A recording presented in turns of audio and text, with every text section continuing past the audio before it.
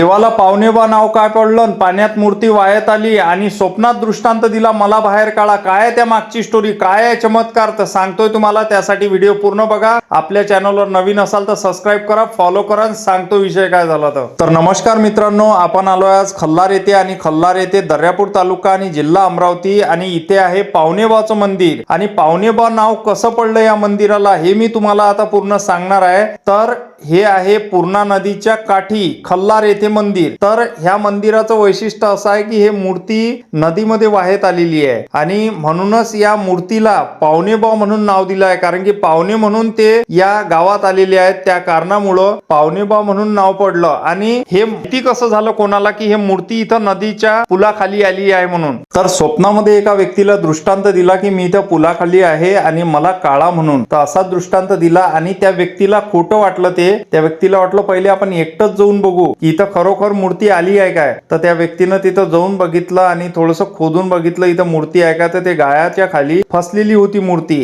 तर मग त्यांनी जे 4-5 लोकांना बोलवून नेलं आणि ते मूर्ती काढायला लावली, काढली आणि काढता क्षणी ते मूर्ती 4-5 जणांनीच उचलून आणली आणि काठावरती नदीच्या आणून ठेवली। आणि काठावरती आणल्यानंतर त्यांना अजून ते गावामध्ये न्यायची होती, तर गावामध्ये न्यायसाठी 2-3 दिवस त्यांनी तिथं ठेवली आणि 2-3 दिवसानं 50 जणांनी ते उचलायचा प्रयत्न केला, ते उचलल्या गेली नाही। म्हणजे हाच तिथला एक चमत्कार आहे की मूर्तीला तेच जागा पाहिजे होती आणि त्याच जागी मूर्ती स्थापित झाली। जिथं आता मंदिर आहे त्याच जागी ते मूर्ती स्थापित झाली। आणि अजून जर तुम्हाला काही माहिती असेल तर तुम्ही कमेंट करून सांगा, या मंदिराची काही माहिती तुम्हाला माहिती असेल तर कमेंट करा। आणि भेटू पुढच्या व्हिडिओमध्ये। व्हिडिओ आवडला असेल तर जास्तीत जास्त लोकांपर्यंत पोहोचवा। आपल्या विदर्भातली माहिती सर्व इकडे माहिती झाली पाहिजे, त्या कारणामुळे हे पावणेबाचं जे प्रस्थ आहे ते वाढवायचं आहे आपल्याला। त्या कारणामुळे तुम्ही व्हिडिओ जास्तीत जास्त शेअर करा। भेटू पुढच्या व्हिडिओमध्ये। नमस्कार।